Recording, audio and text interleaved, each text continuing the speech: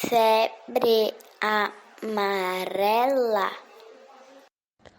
Organização, sexto período do curso de enfermagem da Universidade do Estado do Rio Grande do Norte. Disciplina, temas avançados em saúde coletiva. A febre amarela, que foi o principal problema de saúde pública na segunda metade do século XIX, é uma doença infecciosa não contagiosa, causada por um arbovírus do gênero Flavivírus, pertencente à família Flaviridae. Trata-se de um vírus detentor de apenas um sorotipo, do qual as variações genéticas identificadas na América e na África não apresentam correlação com a gravidade da doença. No Brasil, a febre amarela surgiu no final do século XVII e, desde então, essa doença tornou-se a principal moléstia epidêmica do país. Durante o período colonial, o país sofreu com sucessivas epidemias. Em 1685, surgiram epidemias em Olinda e em outras cidades de Pernambuco, além de um grande surto na Bahia em 1686. A epidemia que irrompeu em meados do século XIX na capital do Império Brasileiro foi atribuída à chegada de um navio negreiro procedente de Nova Orleans, tendo feito escalas em Havana e Salvador antes de atracar no Rio de Janeiro em dezembro de 1849. Um fato relevante, que foi decisivo para o desenvolvimento da epidemia, foi a instalação do Aedes aegypti na cidade do Rio de Janeiro. Em fevereiro de 1850, a febre amarela se apossara da cidade e das praias da região. Segundo a estimativa, atingiu 90.658 habitantes do Rio de Janeiro, causando 4.160 mortes, de acordo com os dados oficiais, ou até 15.000 vítimas, segundo a contabilidade oficiosa. Ficou marcado por ter sido o maior problema de saúde pública do país desde meados do século XIX até quase meados do século XX. Foi então constituída a Junta de Higiene Pública, que em 1886 transformou-se em Inspetoria Geral da Higiene e Inspetoria Geral de Saúde dos Portos. As epidemias de febre amarela aconteciam com regularidade na estação de calor e chuvas. Os higienistas iniciaram então um programa que contemplava amplo repertório de ações destinadas a reformar tanto a paisagem natural da cidade como práticas e hábitos de seus moradores. Os debates sobre a urgência de sanear o Rio de Janeiro aumentaram entre duas epidemias violentas de febre amarela. Em 1873, causaram 3.659 mortes. Já em 1876, causaram 3.476 óbitos. O saneamento do solo e a drenagem do subsolo do Rio de Janeiro foram, assim, as medidas consideradas mais urgentes para sanear a capital brasileira. Várias teorias surgiram para explicar a transmissão da doença. Muitos achavam que se tratava de uma doença contagiosa, já outros acreditavam que se tratava de uma doença transmissível ou infecciosa que necessitava de um agente que a transportasse de uma pessoa doente para outra sã. As controvérsias sobre a etiologia e profilaxia da febre amarela apenas tiveram fim a partir de um deslocamento radical na abordagem da doença que levou uma nova geração de bacteriologistas para o proscênio da saúde pública sob a liderança de Oswaldo Cruz. Quando finalmente, em 1927, médicos da Fundação Rockefeller, trabalhando com macacos, descobriram que o agente causador da febre amarela é um vírus, tendo o mosquito Aedes aegypti como vetor. Após a descoberta do agente infeccioso causal, os pesquisadores passaram então a investir na produção de uma vacina e, em 1937, a Fundação Rockefeller passou a produzir a vacina contra a febre amarela em larga escala. O trabalho de combate até o controle da febre amarela urbana no Brasil durou mais de 50 anos. Foi a partir de 1903, quando Oswaldo Cruz foi nomeado diretor-geral da Saúde Pública, que foi criado o Serviço de Profilaxia da Febre Amarela. Foram quase 50 anos de luta para que, em 1942, fossem notificados os últimos casos de febre amarela urbana no Brasil. Até pouco tempo, grande parte da América do Sul estava livre do vetor da febre amarela urbana. Foi na década de 1970 que o Aedes aegypti voltou a infestar seu antigo território. Esta mudança, somada à crescente imigração humana dentro e fora da zona endêmica, aumentou muito o risco de reaparição da doença urbana em toda a América do Sul. Fisiopatologia da febre amarela. Conforme a Sociedade Brasileira de Infectologia, a fisiopatologia da febre amarela é a mesma no ciclo urbano e silvestre.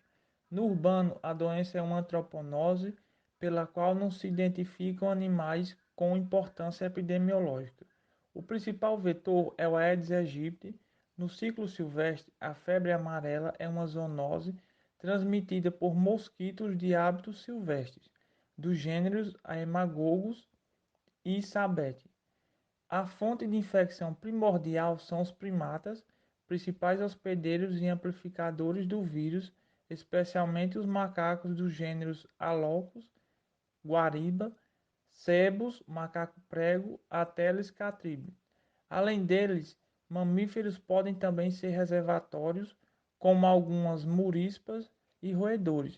Os seres humanos não imunes podem acidentalmente se infectar penetrando em áreas exóticas.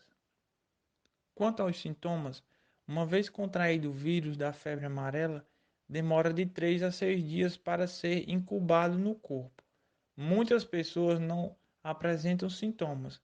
Os mais comuns são febre, dores musculares, com dor lombar proeminente, dor de cabeça, perda de apetite, náuseas ou vômito. Na maioria dos casos, os sintomas desaparecem de 3 a 4 dias. Entretanto, uma pequena porcentagem de pacientes entram em uma segunda fase, a mais grave, dentro das 24 horas após a recuperação dos sintomas iniciais. A febre alta retorna e vários sistemas do corpo são afetados, geralmente o fígado e os rins. Nessa fase, as pessoas estão susceptíveis a desenvolver icterícia, amarelamento da pele e dos olhos, urina escura e dores abdominais com vômitos. Sangramentos podem ocorrer a partir da boca, nariz, olhos ou estômago. Metade dos pacientes que entram nessa fase tóxica morre dentro de 7 a 10 dias. Epidemiologia. De acordo com dados do Ministério da Saúde de 2021, nas últimas décadas, recorrentes surtos de febre amarela silvestre foram registrados além dos limites da área considerada endêmica no Brasil, a grosso modo, região amazônica. Casos humanos e epizootias em primatas não humanos ocorridos na região extra-amazônica representaram em torno de 95% dos casos de febre amarela no país. O Brasil vive um grande aumento de número de casos de febre amarela. Desde julho de 2017, foram confirmados 779 casos e 262 pessoas morreram em decorrência da enfermidade. Segundo o Ministério da Saúde, o país vive o maior surto da doença já registrado nas últimas 5 décadas. A maior área de risco da febre amarela é a floresta amazônica. No entanto, os locais de maior ocorrência de casos estão na região sudeste, nos estados de Minas Gerais, Espírito Santo, Rio de Janeiro e São Paulo. Os recentes casos investigados pelo Ministério da Saúde indicam que os infectados foram expostos às áreas de matas ou zonas rurais. Segundo o órgão, o surto seria causado por uma maior circulação do vírus em áreas onde ele não era registrado há tempos. A falta de vacinação da população teria facilitado sua ampla dispersão. Existem duas teorias principais para explicar a origem do surto.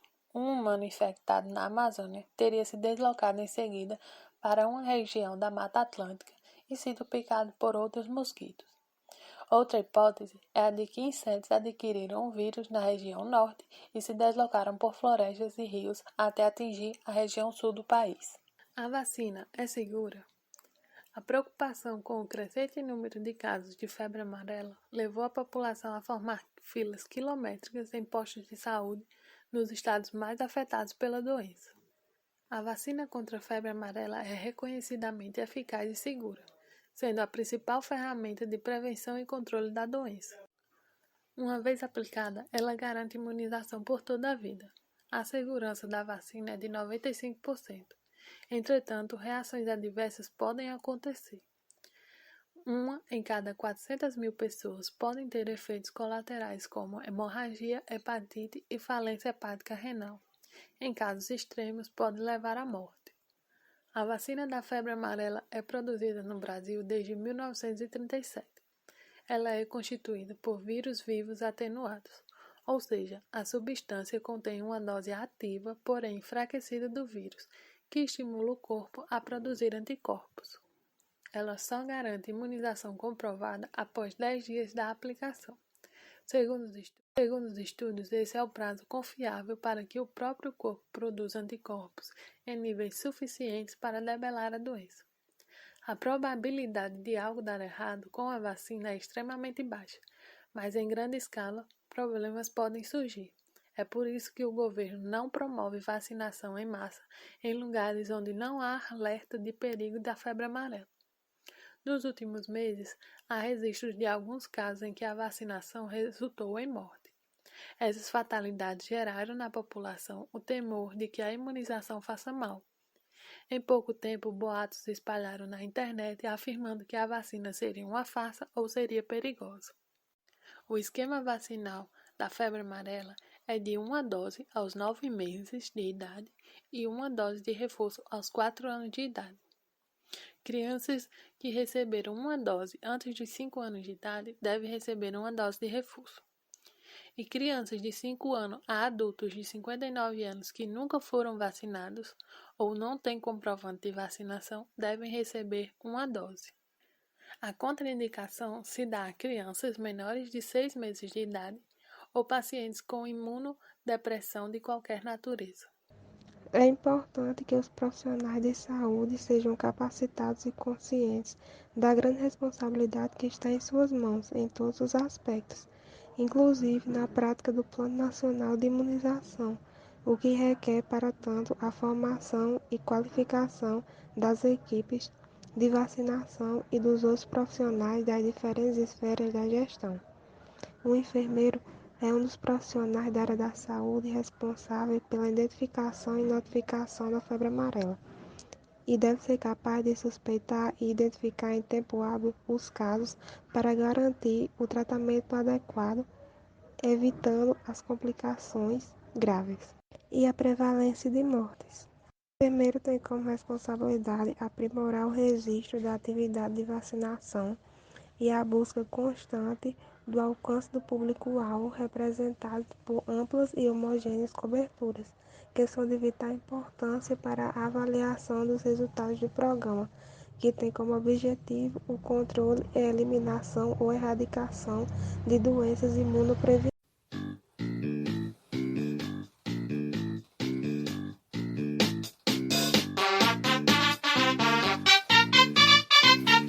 Quer se prevenir, vai se vacinar. Se a febre amarela não quiser pegar, quer se prevenir, vai se vacinar. Se a febre amarela não quiser pegar, febre, dores na cabeça e no corpo, pele e olhos amarelos vão ficar quando